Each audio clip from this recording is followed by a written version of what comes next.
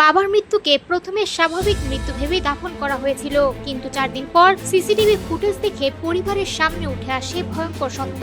ঢাকার খিলগাঁওয়ে 70 বছর বয়সী ফরিদউদ্দিন আহমেদের মৃত্যুকে ঘিরে এখন তোলপাড় চলছে। গত 27 জুন নিজ ঘরে অচেতন অবস্থায় পাওয়া যায় ফরিদউদ্দিন আহমেদকে। পরে কিডনি হাসপাতালে নেওয়া হলে চিকিৎসক তাকে মৃত ঘোষণা করেন। সে সময় পরিবারের সদস্যরা এটিকে স্বাভাবিক মৃত্যু বলে মনে করেন, তাই কোনো ময়নাতদন্ত ছাড়াই তাকে দাফন করা হয়। কিন্তু ঘটনার 4 দিন পর বদলে যায় পুরো চিত্র।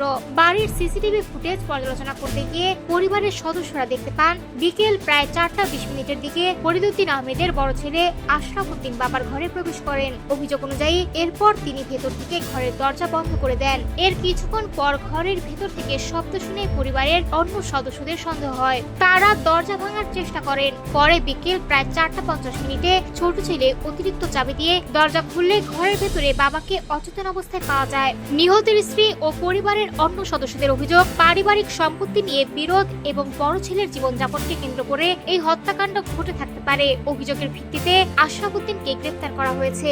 জিজ্ঞাসাবাদের জন্য তাকে 3 দিনের রিমান্ডেও নেওয়া হয়েছে।